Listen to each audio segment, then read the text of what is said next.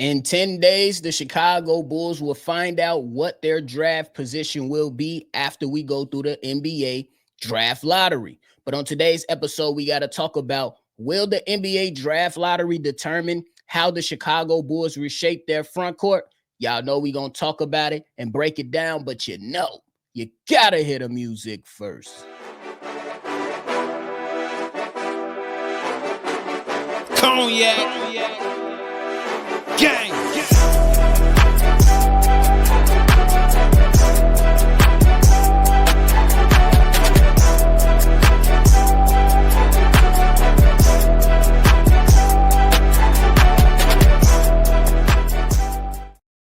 Shy Bulls Podcast with the Cognac Boys. I'm Cognac Boy Bobby, and I'm holding it down on today's daily episode. If you tuned in with me today, make sure you hit that like button, subscribe to the channel, and hit that notification bell as well. Now, as mentioned, in about 10 days, the Chicago Bulls are going to find out what their draft position is when the draft lottery happens on May 12th, just about 10 days away. Now, the Chicago Bulls, they currently sit at the 12th spot. They currently sit at 12 after a season where people was like, let's tank, let's do this, let's do that. But nonetheless, we know for a fact we sit at 12, at least right now, with an 8% chance to move up in the top four and a 1.7% chance to get the number one overall pick, according to Tankathon. Now, what will the Chicago Bulls options be if they were to, per se, fall in the top four, but not necessarily at number one? Do you go out there and you look at a guy like Ace Bailey with his length, with his shot creation, with him still needing a lot of work with the handle and where to pick his spots and being able to help the Chicago Bulls in that regard? And how would he necessarily fit alongside a Montes Buzelis, a Kobe White, and a Josh Giddey? That's a decision you got to look at. Do you look at your center of the future and Kaman Maluak? And do you go with the big man of the future, a guy that can get up and down the court, who can get up and down the court pretty damn well, who gonna be able to block some shots, get some big time rebounds for you, who's still gonna be able to give you some easy buckets within the paint? Definitely still needs some work, but that's definitely still an option for the Chicago Bulls. Do you go on the other side and do some unorthodox, because we know that the Chicago Bulls like their guards? Do you go look at a Dylan Harper? Does that change things based on what you do with Kobe White and Josh Giddey? Some of those things that we have to think about if the Chicago Bulls do fall within that top four, but not necessarily one. And if you do end up with number one, after having that 1.7% chance, you got to get Coop, right? You got to get Coop, right? It's no question you go get Cooper Flag. I don't want to hear nothing. I want to hear nothing. I want to hear nothing. But you go get Cooper Flag. But if you do strike out for the sake of discussion and not land in that top four and not land at number one, and you still sit at number 12, how do the Chicago Bulls pivot and try to make sure that the team is set up for years and years to come? We listened to Arturas Karnisovas pretty much come out and say, hey, we looking for a young player in the draft, and we looking for a player to add this offseason.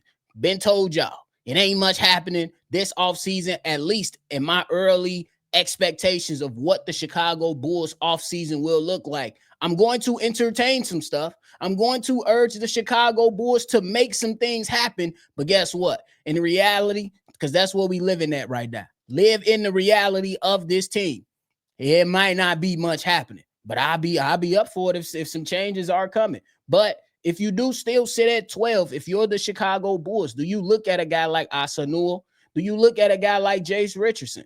And then there's even in some latest mock draft that the Chicago Bulls should entertain or at least select Liam McNeely. Do you look at those options and say, hey, this is the young player for the Chicago Bulls, we can move forward? And based on where the Chicago Bulls fall and who they plan on selecting after the season, when the draft happens, before free agency kicks off, how do they reshape their front court? You ask me, I don't care what you do in the NBA draft, where you fall. in the NBA draft. The Chicago Bulls should be getting rid of center Nikola Vucevic by any means. I don't care if you got to give him away for a second-round pick and a player that you probably got to develop. To me, that's probably the best way to go anyway, because I don't expect a high return for Nikola Vucevic at this point in time, simply because the Chicago Bulls, there could have been some other deals that have offered to the Chicago Bulls this past year or in seasons past that might have been a little bit better. But if for the sake of moving forward and building a young team that needs an athletic big that can come in and shot block, that can come in and be aggressive when it's time to be aggressive with rebounders and giving guys another opportunity for a possession, you got to get rid of Nikola Vucevic, because before the buy-in, after the All-Star break, Nikola Vucevic was like, to hell with this. So call it for how you see it. By any means, whatever your decisions are, moving into the lottery, moving into the draft, moving into the offseason when free agency kicks off and you got to get guys moved around for the respective teams, Nikola Vucevic should be gone. That's just my personal opinion. I don't necessarily know if it's going to happen, but you got to move on from Nikola Vucevic. Now, Jalen Smith.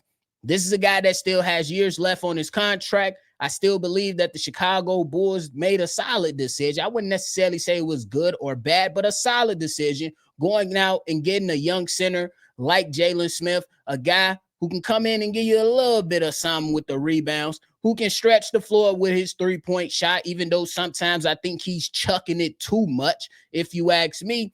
But you keep him and you allow him to come off the bench. I don't think he should be a starting center moving forward. Just me personally, definitely could change based on how the Chicago Bulls want to play this whole thing out and what the draft selection will be.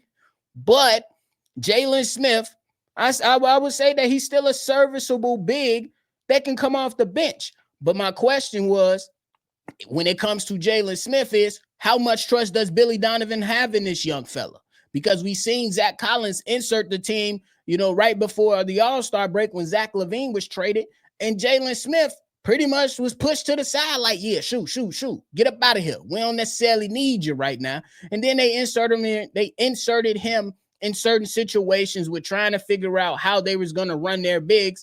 But necessarily, we came to the conclusion Billy Donovan, at least in those moments going down the stretch, he didn't trust Jalen Smith that much. But I still say that Jalen Smith is somebody that you can have come off your bench and still be productive for you. He's not a bad center. Definitely got some things that he got to clean up on, like how to pick his spots, be a little bit more sound on the defensive side. But I still think that with the way that he could stretch the floor and be a presence, at least a little bit of a presence, not a huge presence, just a little bit in the paint, you can still utilize his services off the bench simply because you got him locked up for a couple more years.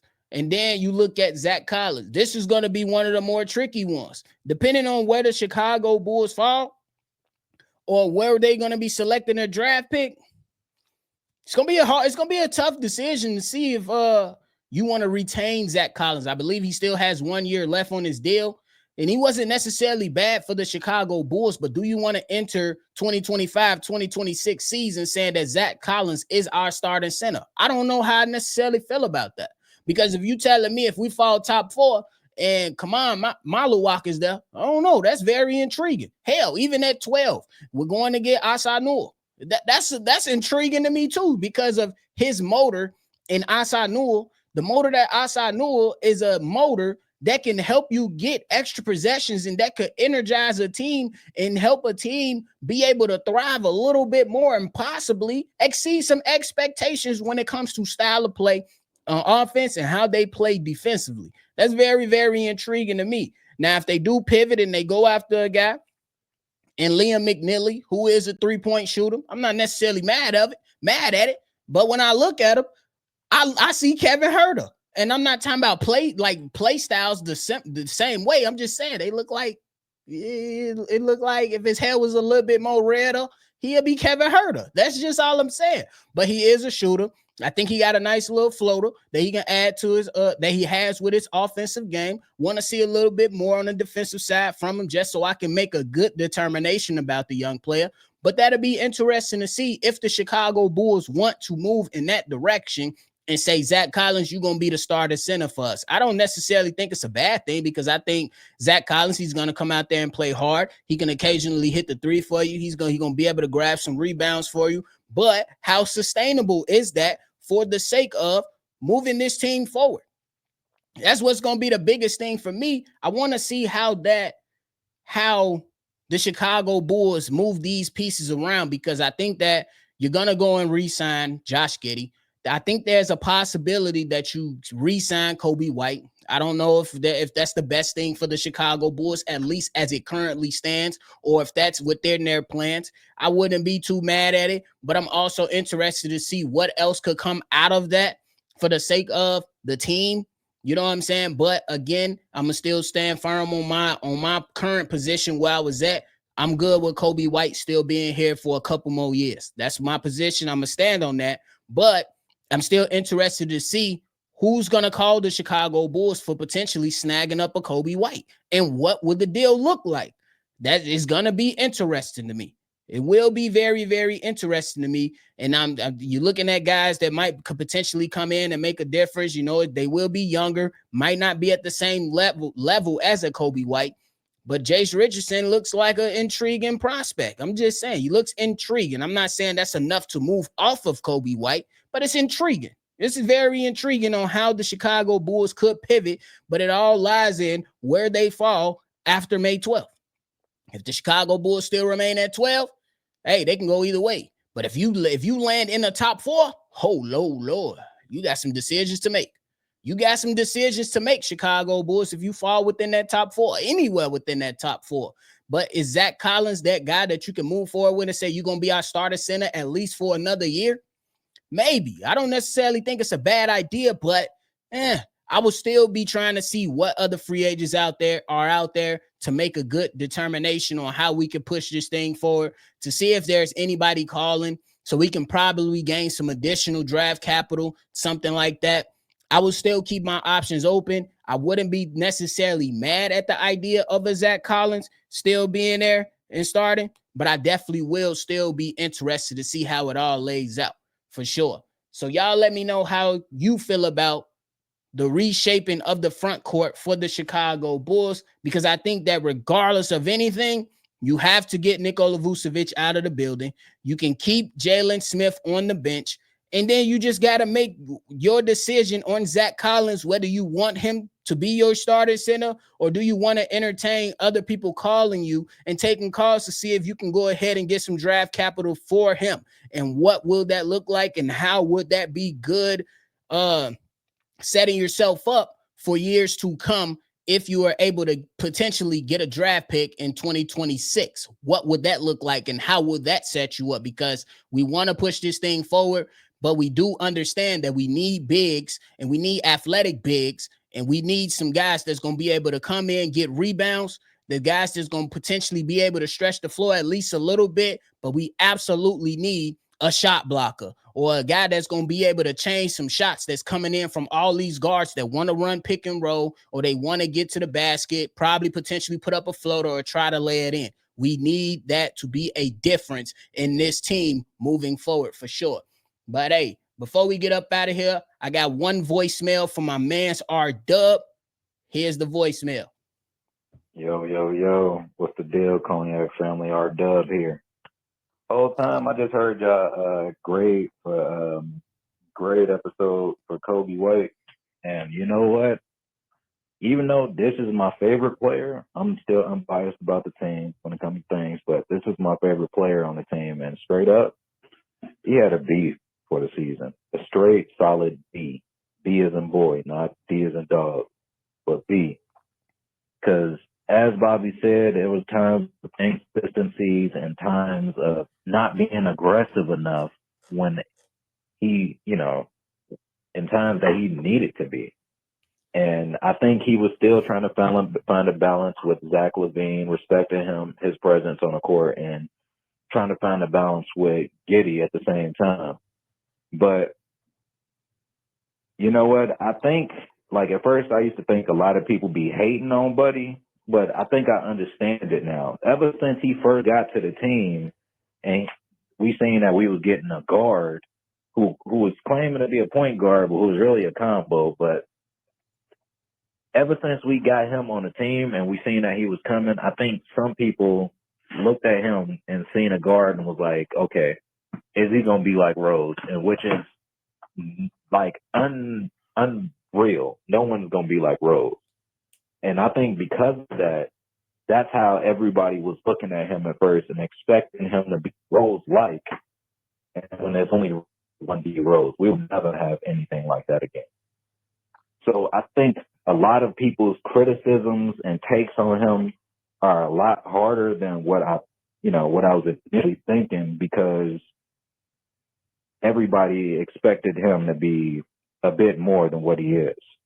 And I think it's really hard as far as the criticisms on him, because a lot of people see that he can be people see that he can be greater than what he is. But y'all let me know if I'm tripping here. All right. Appreciate the call, R-Dub. I think you're right on the money. There was a lot of expectations from Kobe White coming in out of North Carolina and what he could potentially be for the Chicago Bulls, especially as, at least as a scoring guard, you know what I'm saying, or what you call the combo guard. And that's why I was, I cannot win. I think that for me as a Chicago Bulls content creator, and when I listen to certain fans, and it's okay to fan however you want to fan. I would never criticize you for that. Not you, but in general.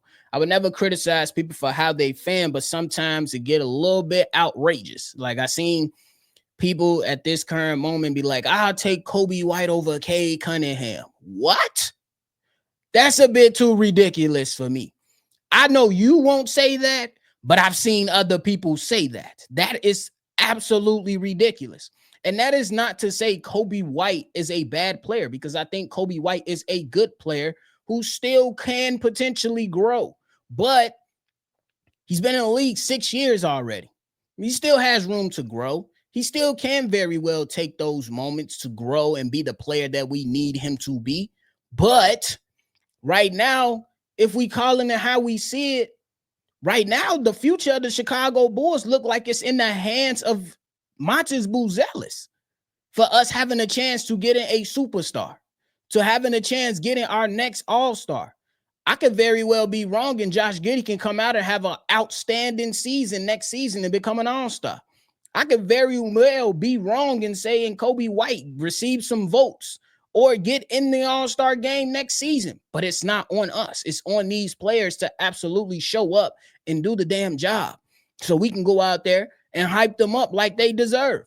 We hyped Kobe White up, but when you come down to grading a player, we just can't take 27 games and say that he had an A+ performance. What about the last 55 games?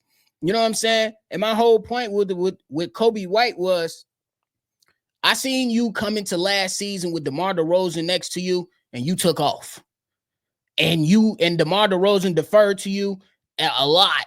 And then when you needed him to do DeMar DeRozan things and close the game, you allowed him to do so, but you still made sure that you was able to thrive in that situation. Now, coming into this season, after missing most improved player, I expected Kobe White to go off and go and get the award and take the award. I expected Kobe White to come into this season and take the most improved player award, since he did not get it last season. That's all I'm saying. And he started off rough. Zach LaVine could have been a part of that. But what I was told coming into the season, Kobe White has a newfound voice in the locker room. I'm not saying he didn't. I'm not saying it's taken away. But the point is Zach LaVine, get the fuck out the way and give me the rock. I got to go put up. That was the mindset I expected Kobe White to have.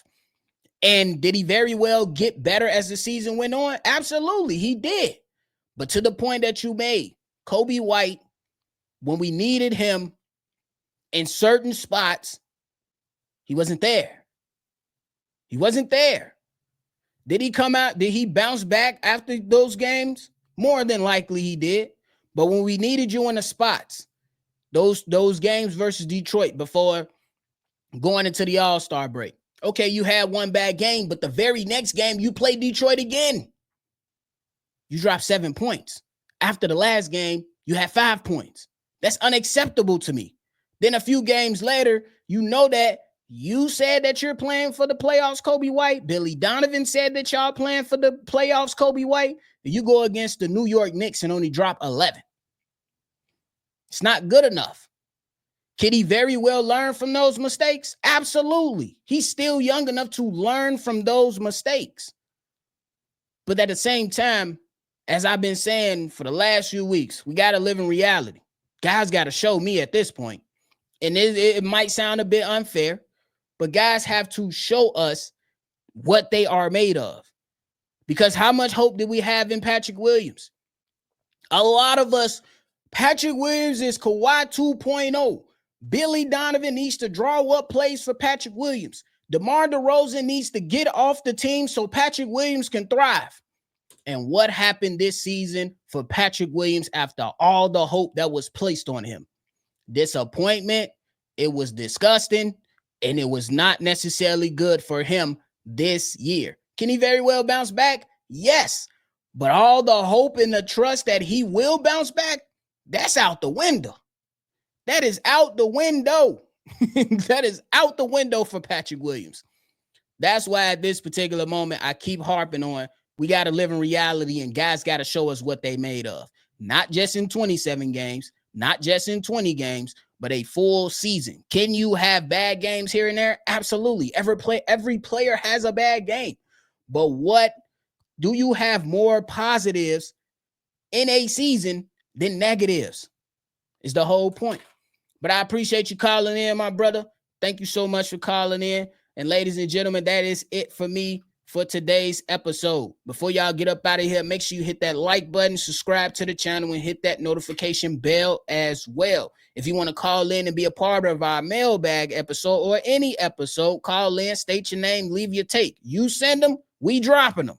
The number to do so is 773-242-9219. We appreciate y'all. Make sure y'all always see red, and y'all already know. I'm going to catch y'all on the next for sure. Cognac. Gang.